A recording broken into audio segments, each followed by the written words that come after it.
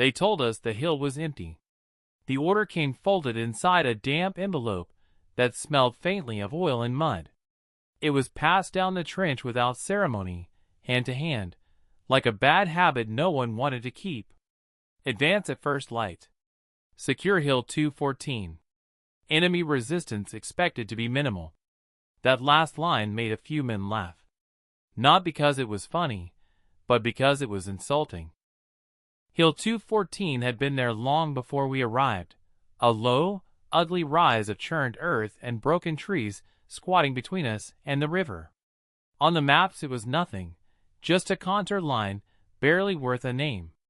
In reality, it watched us. Every time the mist lifted, we could feel it staring back. Patrols went up the slope and came back quieter. Sometimes fewer. Sometimes not at all.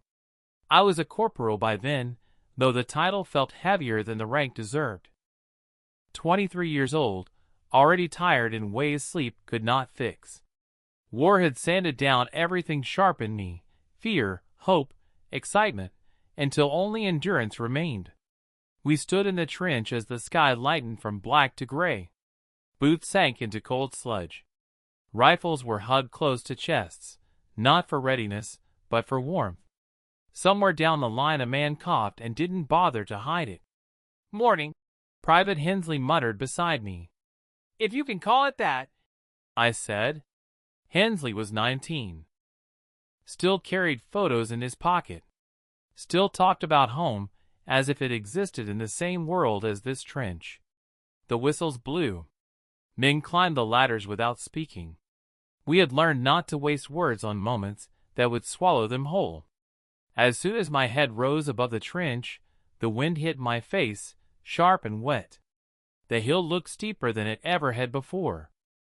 The ground between us and it was a field of scars, shell holes filled with water, broken boards, abandoned equipment half swallowed by mud. No gunfire. That was wrong. We advanced anyway, hunched low, moving in short bursts. Every step felt like a mistake waiting to be punished. My breath fogged the air in front of me. I tried not to look at the bodies frozen into the mud from earlier attempts. About halfway up, someone behind us laughed. It was a brittle sound, too loud, too sudden. Then the laughter cut off, like a wire snapping. The first machine gun opened fire from the treeline. The sound wasn't dramatic. It was mechanical, steady, efficient. Men dropped where they stood. 1 second they were running, the next they were obstacles others tripped over. I hit the ground hard, the breath driven from my lungs. Bullets tore through the earth inches from my face. Dirt sprayed into my mouth. I tasted iron and mud in panic. "Hensley!" I shouted. Nothing. I crawled, elbows digging into the ground, dragging myself toward what little cover the slope offered. Smoke drifted across the hill, mixing with fog until the world became shapes and movement. Somewhere someone screamed. Somewhere someone prayed. We found a shallow depression, barely a fold in the land, and collapsed into it. 6 of us. Then 5. Then 4. Lieutenant Parker tried to stand, maybe to signal, maybe out of instinct. A single shot took him in the throat. He fell without a sound, eyes wide, hands clutching at his collar as blood bubbled through his fingers. He was dead before he hit the ground. That was the moment the attack truly failed. Orders stopped mattering. Time lost its shape. We existed only in seconds, waiting for the next burst, the next impact, the next scream. Someone yelled to pull back.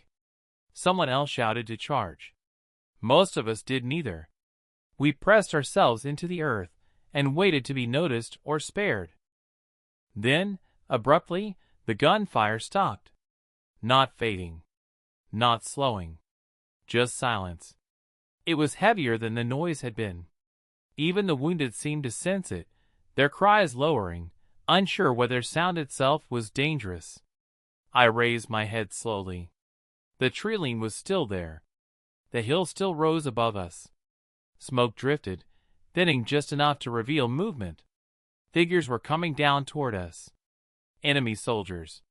They walked slowly, carefully, as if afraid the ground might break beneath them. Their rifles were slung, not raised. One of them stumbled and caught himself on a tree stump. Hands went up. No one fired. We aimed anyway, fingers white on triggers, waiting for the trick. None came. They stopped a few meters away and laid their weapons on the ground. Later we would learn the truth. Their ammunition was gone. The machine guns had overheated. Their officers were dead or wounded. Hill 214 hadn't been empty. It had been exhausted. We took the hill without another shot.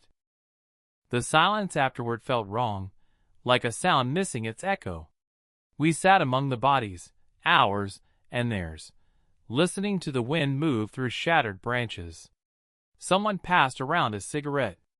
Even one of the prisoners accepted it, hand shaking so badly I had to light it for him. I found Hensley near the slope. He lay on his back, face strangely calm, eyes closed as if resting. A small dark stain spread across his coat. I knelt beside him longer than I needed to. From his pocket, I took the photograph he carried, his family standing in front of a house that now felt impossibly distant. He'd asked me once to send it home if anything happened. I promised I would. When relief arrived, they congratulated us, shook our hands, marked Hill 214 as secured on their maps. The line moved forward. The war continued. That night, as we dug new trenches into the same ruined earth, I understood something no manual had ever explained. Battles do not end when one side wins. They end when everyone involved has nothing left to give. Hill 214 stayed quiet after that. No one ever called it empty again.